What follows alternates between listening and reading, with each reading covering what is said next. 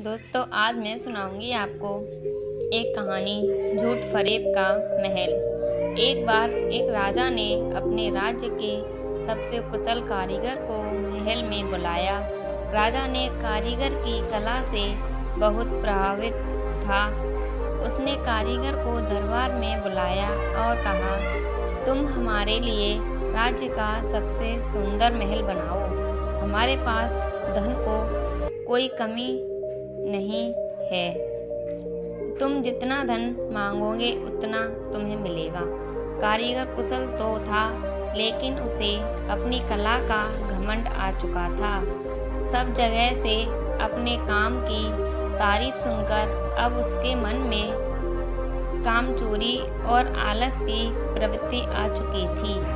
खैर, कारीगर महाराज की आज्ञा पाकर अपने काम में जुट गया, लेकिन थोड़े ही दिन बाद उसके मन में विचार उठा कि क्यों न रद्दी घटिया किस्म का माल लगाकर जल्दी से जल्दी महल का काम समाप्त कर के मोटा मुनाफा कमा लिया जाए।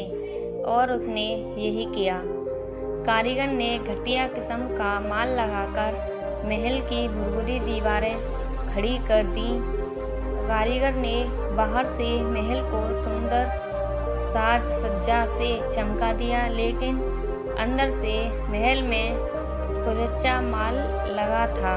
थोड़े ही दिन में आकर्षक सुंदरता वाला, सोने सी चमक दमक वाला सुंदर सा महल तैयार हो गया।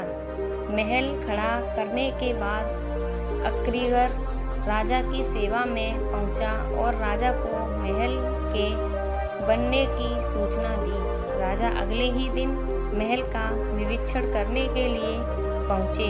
महल को देख राजा बहुत प्रभावित हुए। महल बहुत ही आकर्षक और सुंदर लग रहा था। राजा ने कारीगर की बहुत प्रशंसा की और कहा, मैं तुम्हारी कुशलता से बहुत प्रभावित हूँ। इतने सुंदर महल निर्माण के लिए तुम्हें जो भी इनाम दिया जाए वो कम है। मैं सोच रहा हूँ इस अद्भुत कार्य के लिए तुम्हें क्या इनाम दिया जाए। फिर थोड़ा सोच विचार कर महाराज मुस्कुराए और बोले, लो, तुम्हें यही महल पुरस्कार मैं देता हूँ। महाराज की बात सुनकर कारीगर हतप्रभ रह गया। उसे क्या मालूम था कि जिस महल को वह घटिया माल से बना रहा है, वही महल एक दिन उसे इनाम में मिल जाएगा। राजा महल का निरीक्षण कर और महल को कारीगर को इनाम में देकर चले गए। कारीगर अपने किए पर मुंह छिपाकर रोने लगा। इनाम के लालच में कारीगर का बनाया गया खोखला महल ही के हत्थे चढ़ गया।